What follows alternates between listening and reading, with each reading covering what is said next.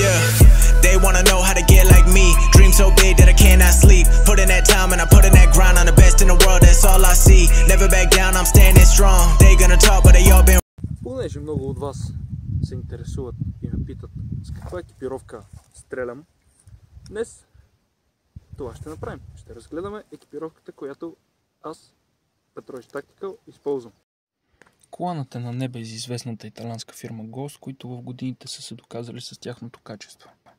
Коланът, който виждате в момента на вашите екрани, е черен карбон, който се състои от две части, а именно в момента твърдата, която виждате, и меката част.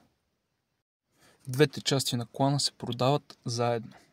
Както видяхте, колана е от две части. Мека, която се слага на панталона, и твърда, която е накачена с цялото снаряжение. А именно така наречената спид машина, може и кобур да му кажете, няма да сгрешите, но е спид машина. Холдери с два магнита, абсолютно всичко е на Ghost, с допълнение едно нещо, което е изключително важно. А именно щипка за антифоните, която помага да не ги държите наляво-надясно, на коленете, на главата да ви стяга, а ги закачате на колана. Държачката е снабдена с магнит, който не позволява при движение антифоните да изпаднат. Както ви обясних, закачалката, която не е Ghost, а е Double Alpha, помага вашите антифони да стоят на изключително удобно място, поставя се където вие решите, без да ви стягат крака, главата, ръката и без да ви пречат. Вече може да се насочим към спид машината, която има си нейните работи. Работи с бутонче, което отключва самия механизъм и позволява ваденето на пистолета да стане бързо и безаварийно. Проверяваме оръжието винаги дали е празно. В случая това е празно. И връщаме го в спид машината. Да го заключим, отново натискаме копчето, което след малко ще видите на вашите екрани. Натискаме го и заключваме механизма. Магнитите, които са на холдера, спомагат бързото взимане на пълнителя или бързото му поставяне. Лично аз при стартов сигнал, даже всъщност преди стартовия сигнал, от тук взимам и зареждам. Вече ви показах кое за какво служи и сега е момента да ви обясня малко повече за коланчето.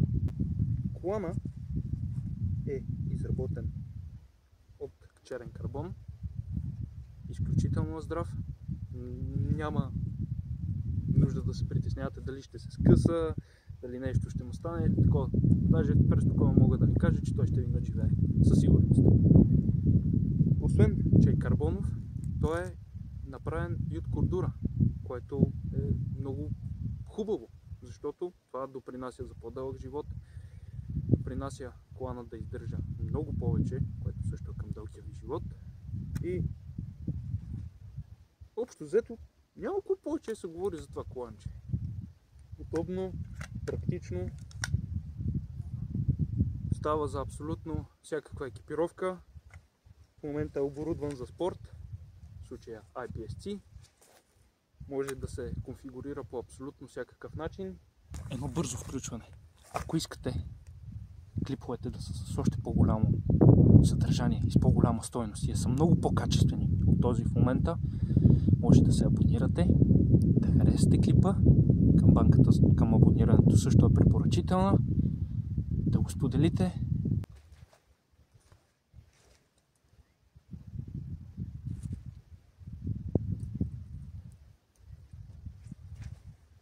Понеже времето вече е лятно и на мен с това свичерче, честно да ви кажа, ми става топличко. И мисля да сложим нещо по-прохладно.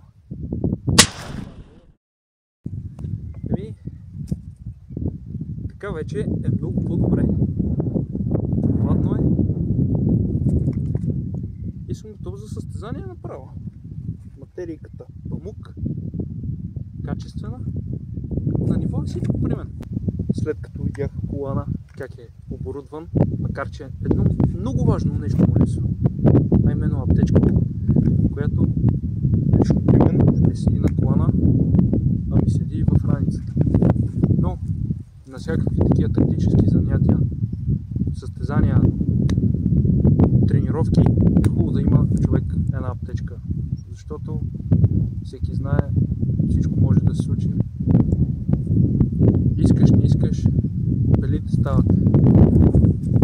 Да, след като ви го показах колана, някои от вас ще попитат каква му е цената. Цената, специално аз не мога да ви я кажа с точност, понеже колана ми беше подарен, за което изключително благодаря. Но мога да ви кажа друго нещо. Коланът, защото има и такива хора, които сега ще се питат дали върви с цялото оборудване. Не. Коланът върви първо от две части. Вече добре познатата ви мека и твърда част. След това той е като лего. Каквото вие си харесате, това може да му сложите. А именно, може да му сложите обикновен кубур, може да му сложите и спортен кубур. Аз съм с пит машина, защото за момента това ми е изключително удобно. Бързо се вършат нещата с нея, няма проблеми, макар че имат един-два, но за тях след малко ще си поговорим. Холдерите може да си купите абсолютно всякакви. Има цветни, има зелени, сини, червени, оранжеви, жълти, без значение. Даже от AliExpress може да си поръчате и там. Магнит специално се продава магнитен и всеки върви на бройка. Но ако не се лъжа, специално Ghost, мисля, че имаха по 2 или 3 в комплект. Цените не мога да ви ги кажа, и този колан, специално този черния карбон, лично за мен е за милиони. Защото предоставя удобство, предоставя качество, предоставя ефективност, предоставя много работи този колан. Ето ги и минусите, за които ще си говорим. А именно, вътре холдера, както е, има пластина пластмасова, която пластинка, както сте забелязали още в началото на клипа, липсва и съм лепил оранжево тиксело с картонче, понеже тази част не мога да я намеря. А няма смисъл да се взима чисто нов, защото върши абсолютно същата работа, само че е с картон. Другия минус, който е, освен че тук много лесно се чупят, другото, което е проблем, е освобождаващия механизъм. Който освобождаващ механизъм е на винче, по-скоро болче, извинявам се, което се разпада изключително лесно. И при високо натоварване, голяма интензивност на движения, упражнения, примерно вадиш, залягаш, стреляш, правиш всякакви работи, бягаш, вадиш го постоянно, зареждаш, вадиш, спускаш, прибираш, вадиш, спускаш, колана почва да се разхлабва и тази част почва да пада. И ако падне, после е голяма разправия да намериш такава част. Затова лично моето съм си го омотал с изолир бант. Най-евтиното и най-ефикасно решение на този проблем. Разгледах ги цените и не е едно от най-евтините коланчета. Зависи къде го намериш. Но сайтовете, които аз гледах, не са ми платили, няма да ги кажа кои са. Ако искате, може да се свържете с мен, нали? Да, както и да е. Колана си е инвестиция.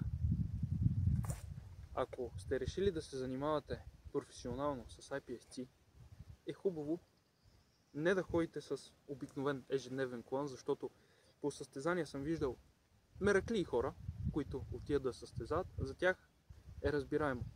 Но ако сте решили да се занимавате професионално с този спорт, е хубаво да си купите коланче, като за начало Ghost са изключително хубави колани. Нито ви стягат, нито нищо. Има варианти, които са пластмасови, на Double Alpha, които ако искате може да си вземете. Лично за мен не са едни от най-хубавите, защото колкото и да е висок клас пластмасата, си е пластмаса. Тук съм на бързо включване, че ако искате да си вземете подобен тип тениски, дали God's Country или Prepare Citizen, макар че от тях вече няма, може да пишете в Instagram на petrovic.tactical или TikTok за поръчки. Ай, оставам ви Соня да клюка. Качествен ли е? Със сигурност. Надежден ли е? Със сигурност. Даже добавяме и трети бонус. Струва ли си? Ако искате да се занимавате професионално с какъвто и да е било стрелкови спорт, със сигурност си заслужава. Говорим в момента само за колана. Отделните части, които са, всички са на Ghost. Спид машината. Качествена е, но тук идва и минуса. Въпросното болче, за което ви казах, което пада постоянно, почти, при високо натоварване. Решението също ви го казах. Отдавате го с черен изолир банд, може и с някакъв друг цвят, както на вас ви харесва. И втория минус, който не е към колана, а към аксесуарите към него, е въпросното езиче, балче или там, както искате го наричате. Което след дълга употреба се чупи, което е нормално, но ако не ви се дадат отново пари за холдър, може да го смените с ново пластмасово, ако вие си направите, или както аз, с тиксо и картон. Ами, за днес това беше. Следващото видео е по ваш избор. Долу в коментарите може да траснете, да кажете примерно: Петрович, искам да ми покажеш стрелба, как работи глока, примерно. They wanna do business, but I gotta be a partner, not no client. I'm not like the rest, too damn smart and they still wanna test me. Move to the MI